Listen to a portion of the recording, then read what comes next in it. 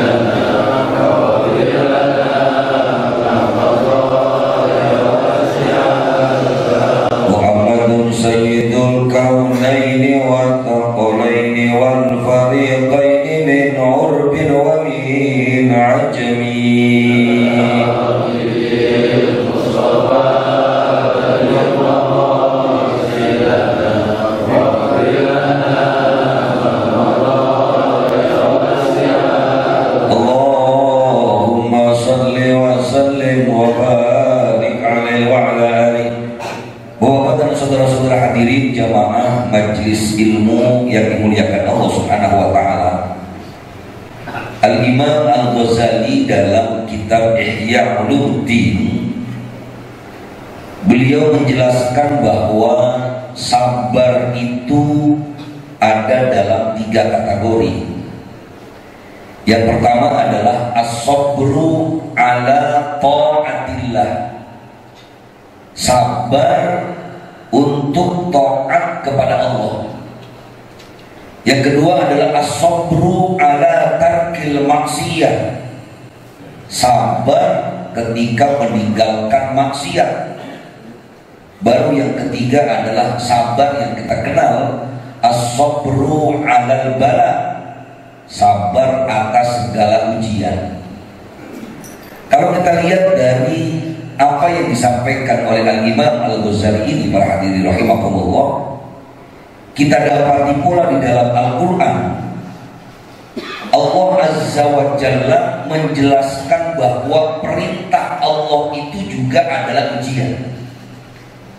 Saya akan sampaikan pagi hari ini beberapa ayat Al-Quran yang berkaitan dengan ujian tentang perintah Allah. Dan subhanallah, ternyata perintah itu adalah ujian disampaikan oleh Allah Subhanahu wa taala kepada sosok seorang nabi yang paling dekat dengan kita, syariat Nabi kita Muhammad sallallahu alaihi wasallam. Nabi itu tidak lain adalah Nabi Allah Ibrahim alaihissalatu wassalam. Pertama Allah sampaikan dalam Al-Quran surah Al-Baqarah, A'udzu billahi minasy syaithanir rajim. Bismillahirrahmanirrahim. Wa idh ibtala Ibrahim rabbuhu bikalimatin fa atammahun qala inni ja'iluka lin-nasi imama qala wa min dzurriyyati qala la yanalu ahdiz zalimin. Ini ayat yang pertama yang ngomongin tentang ibtala. Kemudian Allah Subhanahu wa taala juga sampaikan di surah As-Saffat ayat 106. Bismillahirrahmanirrahim. Inna hadza lahuwal bala'ul mubin. Inna hadza lahuwal bala'. Kita biasanya kan menerjemahkan kata bala, bukan bala kotor, bukan ya. Orang Betawi bala bagus, bukan bala itu. Ini bala bahasa Arab. Ada dalam doa Allahumma anfa'annal bala wal waba. Kita biasanya menerjemahkan kata bala itu bala, musibah, marah bahaya. Tapi ternyata di dalam Al-Quran Allah, kata al-bala juga artinya adalah ujian. Allah sampaikan wa idibtala Ibrahim rabbuhu bikalimatin fa atammahunna. Dan ketika Allah Subhanahu wa taala, Rabb Allah Subhanahu wa taala, ibtala Ibrahim, menguji Nabi Ibrahim. Jadi ternyata Nabi Allah Ibrahim alaihissalam, ketika Allah berikan perintah, Allah berikan sebuah hukum tentang larangan, diungkapkan oleh Allah Azza wa Jalla dengan kalimat ibtala, ujian. Ini yang menjadi dalil kan di awal saya bilang, bahwa ternyata perintah Allah, larangan Allah juga adalah ujian.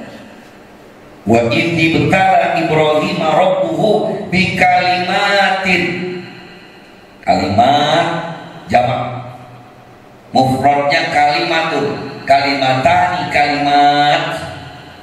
Tapi ternyata kata ulama tafsir, mana kalimat dalam ayat ini bukan kalimat. Yang perlunya berkali-kali saya sampaikan, perlunya memahami ayat Al-Quran dan tafsir. Ternyata mana kalimatin ay awamiro. Allah Subhanahu wa taala uji Nabi Ibrahim alaihissalam dengan berbagai macam perintah.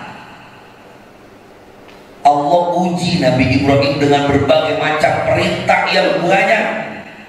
Tapi apa yang terjadi? Fa'atammahunna, semua dilaksanakan oleh Nabi Ibrahim alaihissalam dengan sempurna. Makanya pantas satu-satunya Nabi yang namanya sering disebut setelah Nabi kita Muhammad SAW, Nabi Ibrahim alaihissalam. Kita baca sunnah dalam sholat, kita menyebutnya dengan sholawat Ibrahimiyah. Allahumma sholli ala sayyidina Muhammad wa ala ali sayyidina Muhammad kama shollaita ala sayyidina Ibrahim wa ala ali sayyidina wa barik ala sayyidina Muhammad wa ala ali sayyidina Muhammad kama barakta ala sayyidina Ibrahim wa ala ali sayyidina Ibrahim fil alamina innaka hamidum majid. Apa semua Pak? Apa? Artinya tahu semua. Masya Allah, kalau melihat mukanya sih, yang lihat mukanya diem aja mana. Ini sholawat Ibrahimiyah Pak, luar biasa. Allahumma sholli ala sayyidina Muhammad, ya Allah curahkan rahmat kepada Nabi Muhammad, wa ala ali sayyidina Muhammad, dan kepada keluarga Nabi Muhammad, kama sholaita. Di kama sholaita beri ilmati, ya Allah kasih rahmat kepada Nabi Muhammad kama sholaita, sebagaimana telah engkau kasihin rahmat kepada Nabi Ibrahim dan keluarganya. Jadi yang dapat rahmatnya Nabi Ibrahim dulu apa Nabi Muhammad dulu? Nabi Ibrahim dulu, orang kata kama sholaita. Wa barik ala sayyidina Muhammad, dan berkahi ya Allah Nabi Muhammad, wa ala ali sayyidina Muhammad, dan keluarganya, kama barokta, sebagaimana telah engkau berikan berkah kepada siapa? Kepada Nabi Ibrahim dan keluarganya. Makanya wa ibtal, ternyata perintah Allah kepada beliau itu ujian. Ulama tafsir katakan, kenapa perintah dikatakan ujian? Biasanya yang namanya ujian Pak, susah apa gampang? Ujian. Yang gampang mencontekan. Benar apa kata? Lo ujian susah. Kalau ada yang bilang ujian gampang, bukan ujian. Kenapa perintah Allah dianggap sebagai ujian? Kata ulama, karena mayasyuku ala fa'ili. Karena memang perintah Allah itu bikin susah juga. Ini ngaji gampang apa susah? Kali gampang. Kalau gampang kita nggak muat nih musola. Kalau gampang, bayar subuh berjamaah, gampang apa susah? Yang ngaku aja susah. Dan pakai ngomong gampang, udah dua amat. Susah lah. Makanya pantas wa idibtala Ibrahim rabbuhu bikalimatin fa'atammahu. Dan ketika Nabi Ibrahim bisa mengamalkan semua perintah itu dengan total, ini kan belajar tentang yakin sebenarnya. Qala inni ja'iluka linnasi imama. Allah sampaikan inni ja'iluka linnasi imama. Wah Ibrahim, karena kalau kamu udah lulus semua, inni ja'iluka linnasi imama, aku akan menjadikan kamu bagi manusia pemimpin. Lihat hasil yang dicapai oleh Nabi Ibrahim alaihissalam ketika dia total taat kepada Allah. Allah kasih beliau menjadi pemimpin bagi manusia. Maka ulama katakan perintah Allah buat Nabi Ibrahim banyak. Contoh, Nabi Ibrahim disuruh oleh Allah Azza wa Jalla manggilin orang suruh pergi haji. Ada di Al-Hajj. Wa adzim fin nasi bil hajj yatuka rijala wa ala kulli dhamir yatina min kulli fajjin amiq. Nabi Ibrahim disuruh oleh Allah Ta'ala, "Hai Ibrahim, panggilin orang-orang suruh pergi haji." Kata Nabi Ibrahim, "Di mana manggilnya ya Allah?" Dalam tafsir dikatakan Allah berfirman, "Adzin wa alayyal iblag." Ibrahim, tugas kamu manggil doang, panggil. Urusan yang datengin aku, kata Allah. Dan ternyata terbukti lah. Ya tuna min kulli fajjin amik. Ya tuka rijala wa ala kulli dhamir yatina min kulli fajjin amik. Mereka datang kepadamu kelak, kata Allah. Rijala wa ala kulli dhamir, ada yang jalan kaki, ada yang naik kendaraan. Mereka akan datang di segala penjuru yang jauh. Bayangkan sabab panggilannya Nabi Ibrahim alaihissalam, jutaan orang datang ke Makkah, bahkan berikhtiar maksimal buat bisa nyampe ke sono. Haji lain, umroh lain. Ini keberkahannya yang diberikan Allah kepada Nabi Ibrahim alaihissalam. Allah subhanahu wa ta'ala juga suruh Nabi Ibrahim alaihissalam sunat. Dalam riwayat dikatakan umur beliau sunat itu ada yang menyebutkan umurnya 80 tahun. Wa fi riwayat mi'ah sana, wa fi riwayat mi'ah wa isruna sana. Umur 100 tahun, umur 120 tahun. Gak pakai nawar, Pak. Ya ini perintah Allah, ya udah. Berangkat nyari kampak, digedik sendiri. Kalau kita dapat perintah Allah sering nawar kata, Pak, apa nggak pernah nawar? Ini ada lagi yang lebih dahsyat lagi. Maka tadi dibilang oleh Allah Subhanahu Wa Taala, Inna hada lahuwal bala'ul mubin wa fadainahu bidzibhin azim. Nabi Ibrahim alaihissalam gak tanggung diuji oleh Allah Ta'ala dengan perintah. Karena satu ketika Nabi Ibrahim itu kan gak punya anak awalnya. Pernikahan pertama beliau gak punya anak. Karena gak punya anak, akhirnya beliau berikhtiar. Subhanallah, pengen banget punya anak. Alhamdulillah dengan izin Allah akhirnya punya anak. Anak yang pertama Nabi Allah Ismail. Ini anak boleh kepengen, Pak. Kalau orang kita biasanya kalau anak boleh kepengen dimanja, kan? Lah anak boleh kepengen. Kalau perlu akikahnya orang-orang laki-laki 2 ekor, kita bikin ini saking kepengennya anak laki 1 sampai 2 ekor. Boleh apa? Akikah orang-orang kambing cuma 2, kita mah sampai 2. Dalam bahasa agama, Pak, kalau emang lebih boleh. Ini kan akikah biasanya kalau laki-laki atuh buat kambing 2 tuh akikahnya. Guru saya bikin 6 aja ya, kenapa? Tapi Islam itu luar biasa. Kalaupun nggak nyambung 2 aja atuh boleh masih. Nyambungnya cuma atuh dulu nih. Ntar kapan-kapan kalau kira-kira ada gusuran lagi, beli kambing lagi atuh lagi. Tahu gusuran kapan? Ya, pokoknya udah niat, gak apa-apa.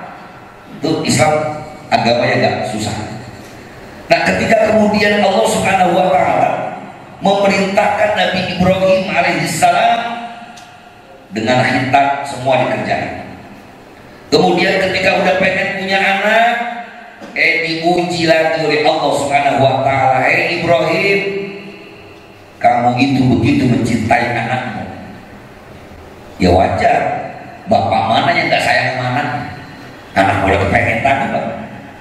Ternyata diuji oleh Allah Subhanahu Wa Taala. Falamma balagha ma'ahu sa'ya qala ya bunayya inni ara fil manami anni arba'u fanzur madza tara qala ya abati al ma tu'mar satajiduni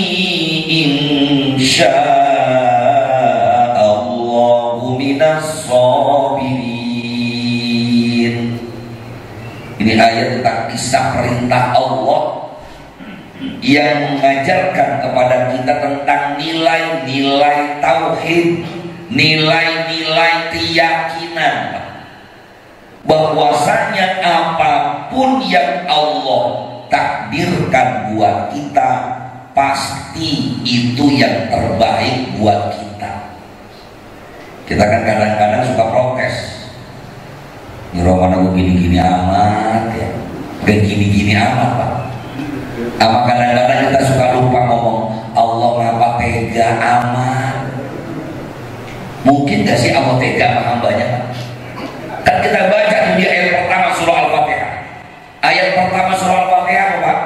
Bismillahirrahmanirrahim. Itu ayat pertama surah Al-Fatihah. Bahkan dikuatkan lagi di ayat 3 surah Al-Fatihah. Ar-Rahmanir-Rahim.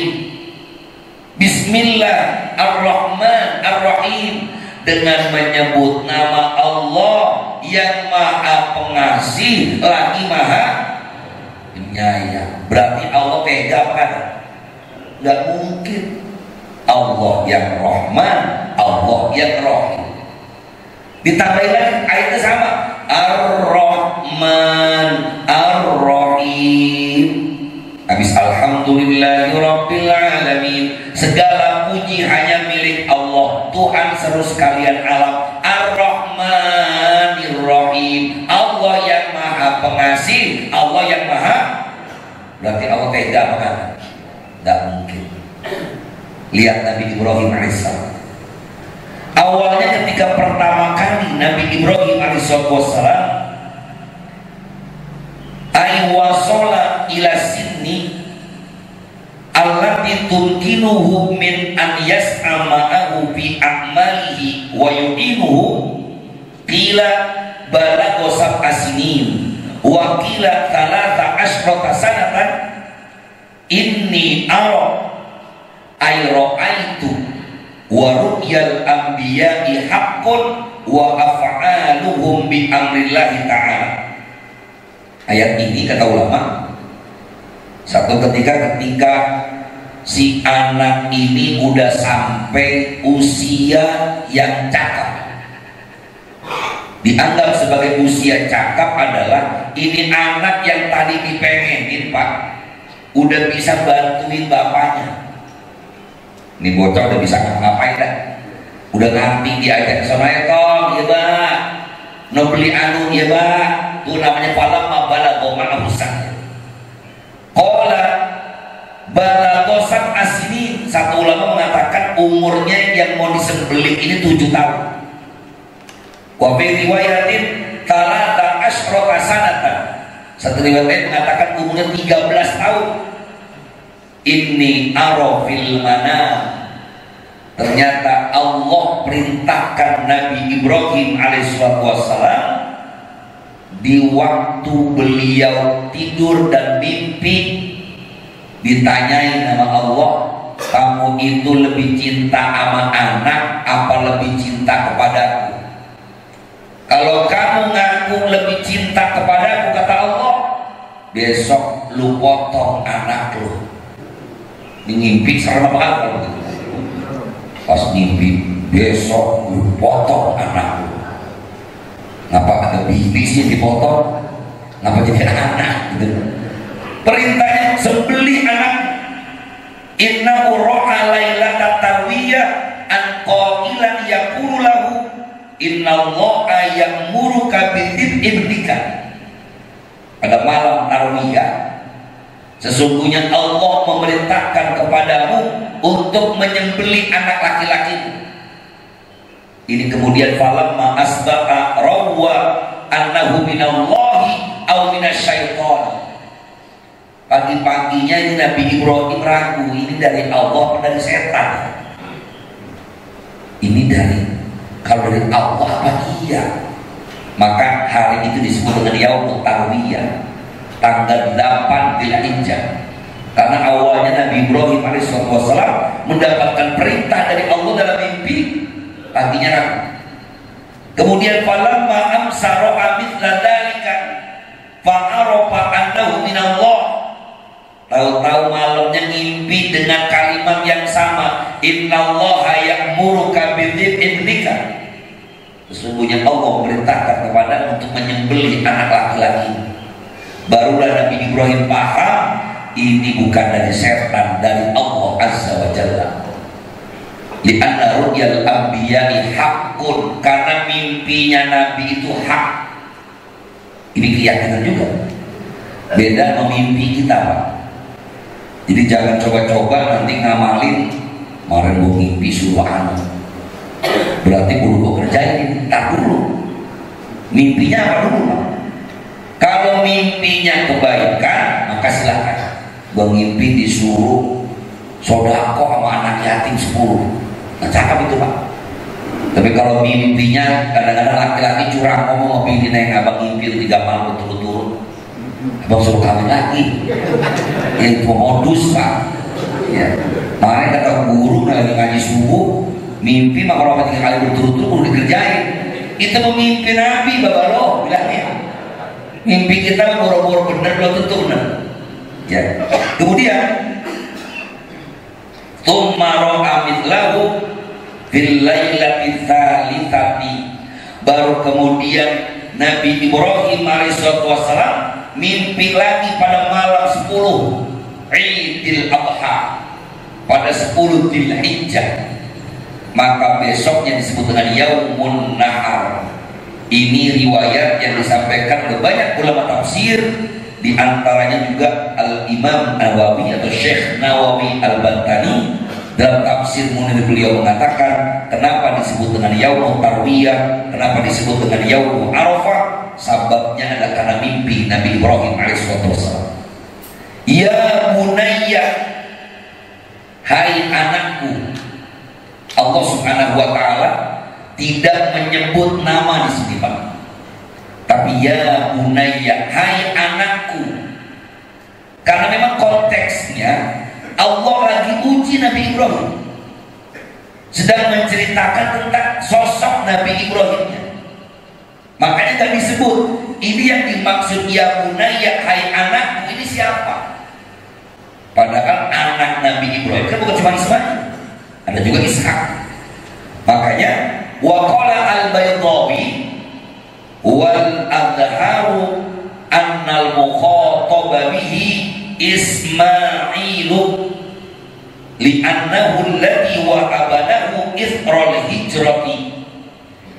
Menurut Imam Baydawi, anak yang dimaksud pada ayat ini tiada lain adalah Nabi Ismail. Karena Nabi Ismail adalah seorang anak yang Allah anugerahkan kepada Nabi Ibrahim selepas hijrah. Wa annal bisyarata bis'al-haq maktufatun 'alal bisyarati bihadzal gulam. Begitu juga informasi kabar gembira dari Allah masih di surah As-Saffat tentang seorang anak dengan nama Nabi Allah Ishak, ini dimaktubkan kepada kata al-gulam yang berarti ada Ismail dulu. Jadi kalau lihat sejarah, Nabi punya anak Ismail, nanti baru punya anak Ishak. Tapi menurut ulama yang lain dikatakan bahwasanya yang menjadi maksud kalimat ya bunayya tiada lain adalah Nabi Allah Ishak. Ini hanya perbedaan para ulama tafsir yang hanya berbeda pandangan tentang siapa sebenarnya yang disembelih. Jadi kalau Imam Baydawi mengatakan Nabi Ismail, kalau Imam Ibnu Katsir wa qad dhahaba jama'atun min ahli ilmi anna dhabiha huwa Ishaq. Berpendapat mayoritas ulama bahwasanya yang niat disembelih tadi adalah Nabi Ishak. Terlepas dari dua pandangan ini, Pak. Jadi boleh aja kita bilang Nabi Ismail boleh, Nabi Ishak boleh, gak apa-apa. Tapi yang jadi inti dari cerita ini adalah bagaimana Nabi Ibrahim alaihissalam totalitas ketaatannya kepada Allah yang begitu luar biasa. Sampai-sampai anak pun yang disuruh disembelih langsung dipanggil tuh anaknya, ya bunayya inni ara fil manami anni anba'uk fanzur madza tara. Anakku, bapakmu tadi malam mendapatkan mimpi untuk menerima perintah untuk menyembelihmu. Fanzur madza tara. Kira-kira apa pendapatmu wahai anak? Bayangkan Pak, seorang bapak yang mau motong anak masih ngomong nanya. Bahasa kalau kambingnya tol, sini bapak bilangin. Apa Pak? Ngomong-ngomong ini bapak suruh motong lu. Kira-kira lu mau apa kagak? Nyambung gak bapak mau begitu Pak? Kagak usah ngomong dipotong dah. Ngomong aja begini, toh motor lu kan baru bapak beli ini kemarin. Kira-kira kalau bapak jual lagi, bapak ganti beliin sapi seekor, kira-kira pendapat lu bagaimana? Kira-kira anak kita jawabnya bagaimana? Tuh kalau tadi malamnya kabur, kalau mau dibunuh, mending kalau kabur doang apa?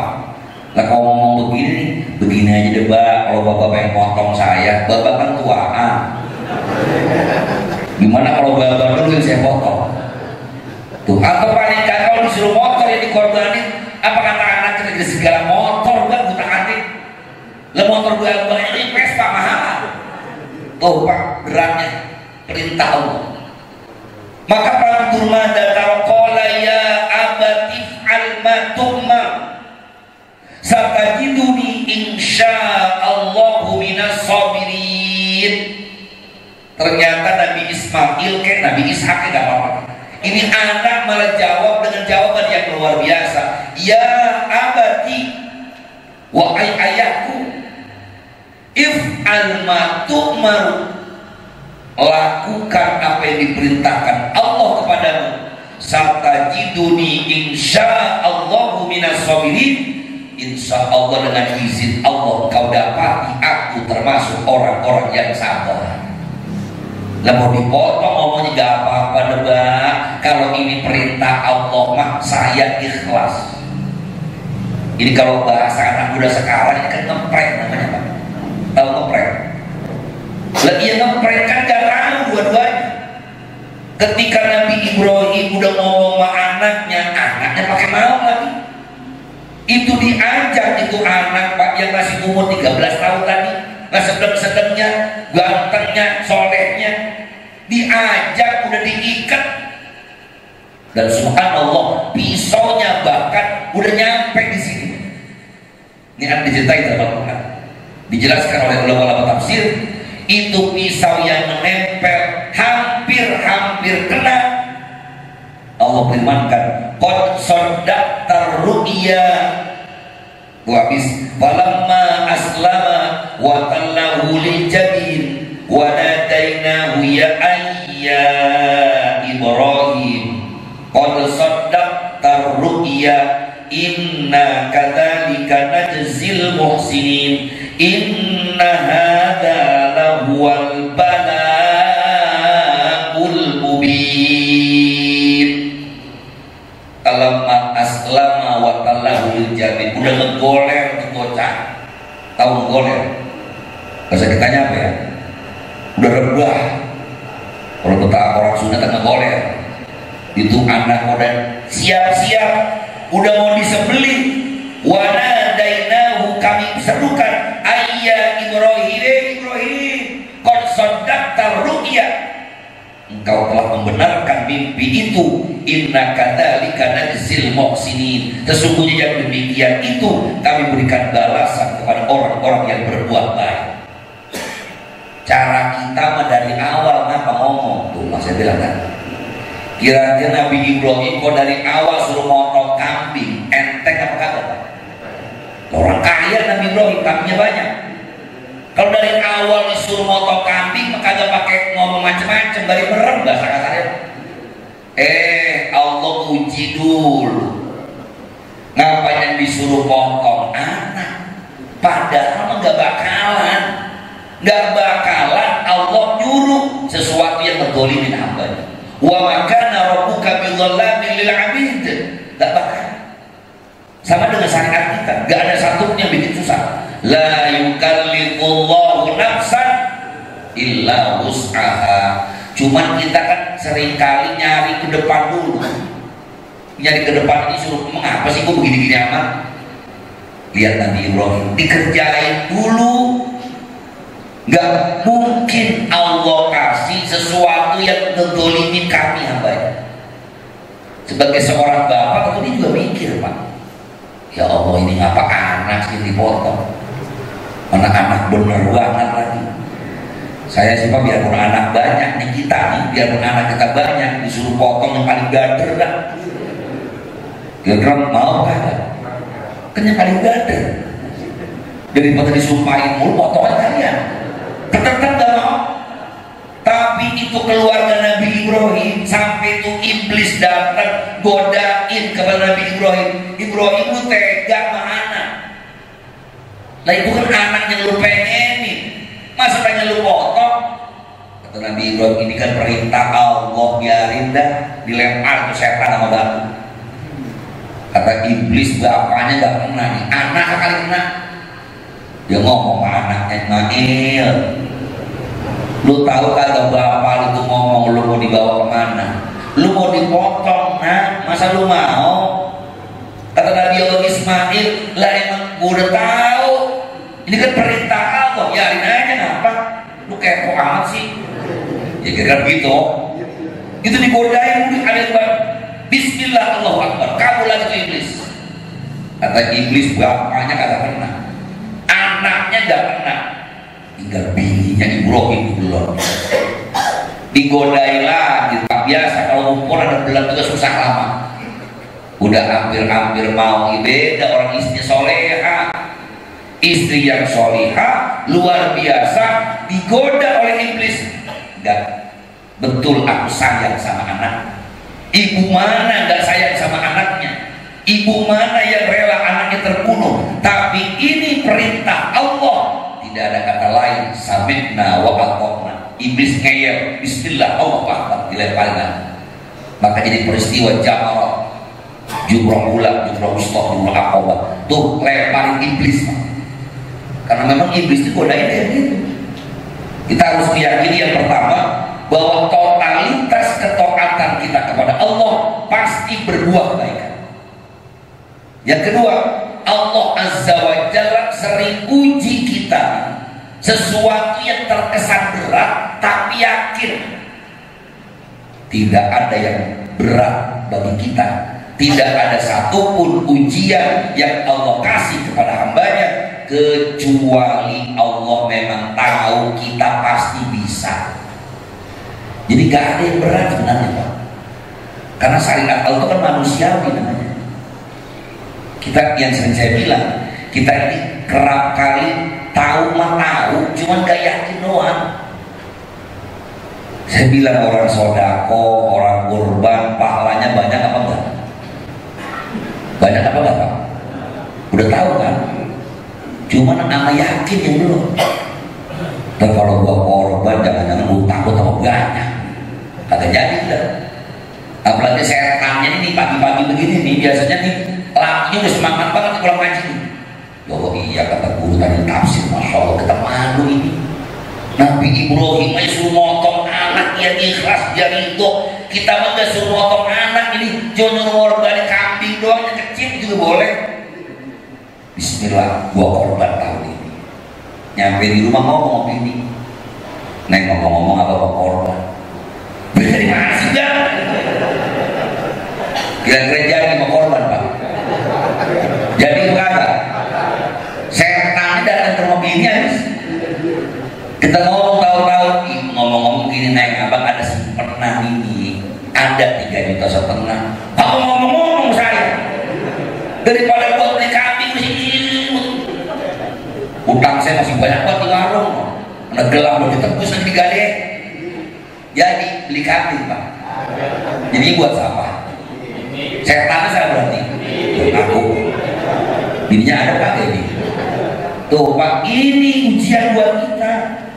Makna tauhidnya adalah Allah Azza wa Jalla yang ngasih rezeki kita.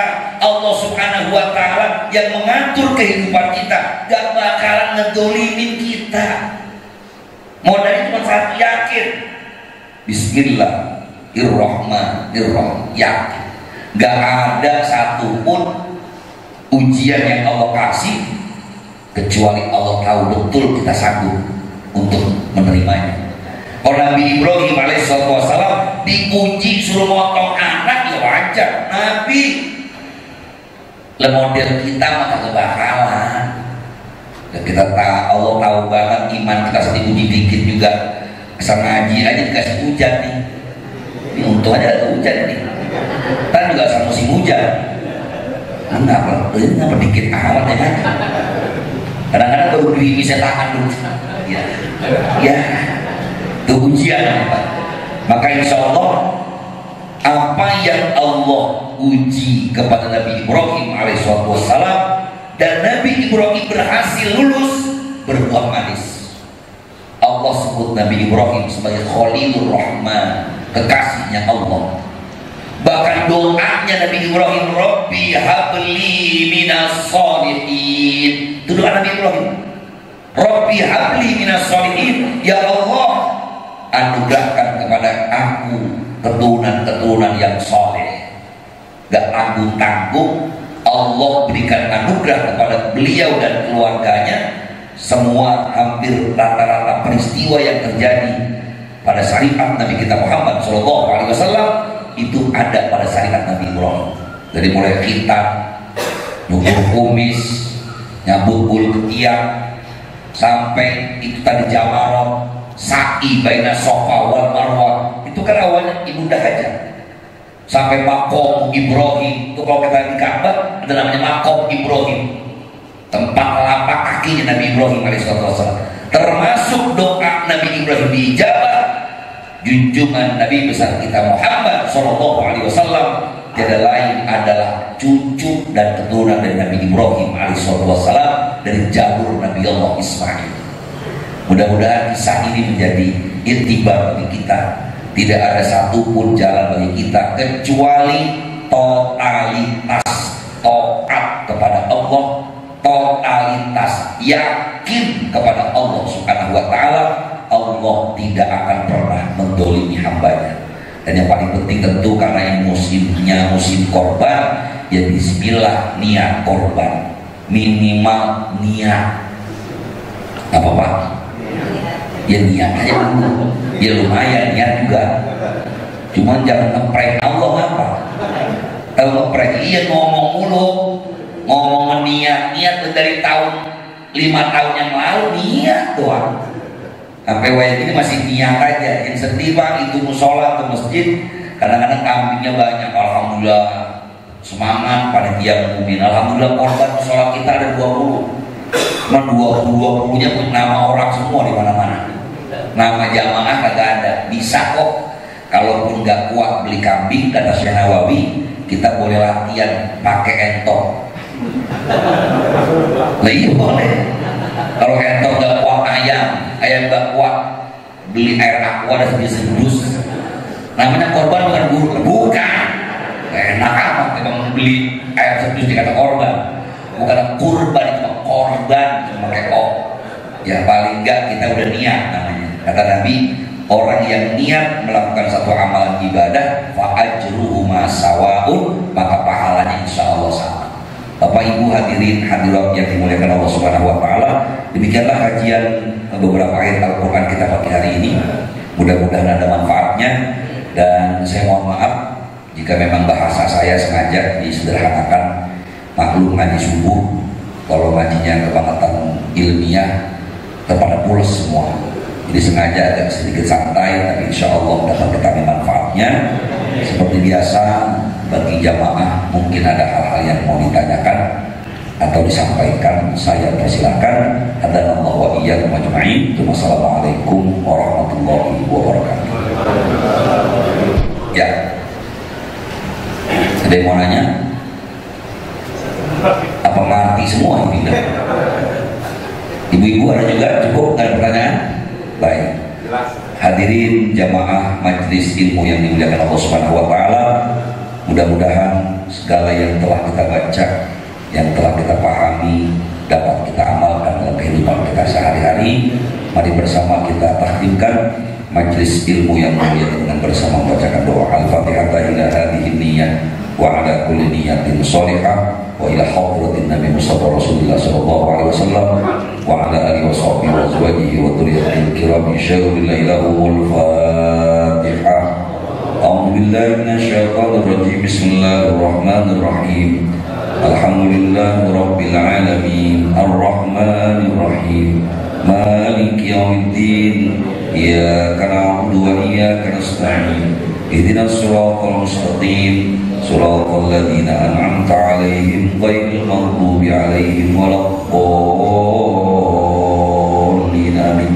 Allahumma rahamna bil Qur'an waj'alhu lana imama wa